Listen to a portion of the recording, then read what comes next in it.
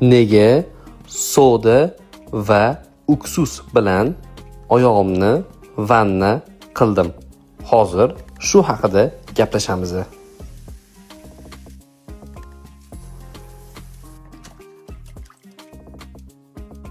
Haftada 2 marta bu vannani qilib, sizlar bomba natijaga erishasizlar. Gap nimada haqidagini hozir aytaman. Sizlar ungacha videoni oxirigacha ko'rishni unutmanglar. Juda ham foydali ma'lumot bo'ladi. Bu yog'iga kunlar isyapti. Oyog'inglar terlashni boshlaydi va terlagandan keyin hidlanadi. Soda bilan uksus birga qo'shilganda kuchli antibakterial, kuchli antiseptik va zamburug'ga qarshi ishlaydi. Sizlar bu vannani qilib, oyog'inglarni birinchidan terlashidan, ikkinchidan hidlanishidan qutulasizlar. Bu eng samarali, arzon va juda ham xavfsiz bo'lgan usul hisoblanadi. Bundan обязательно foydalanib ko'ringlar.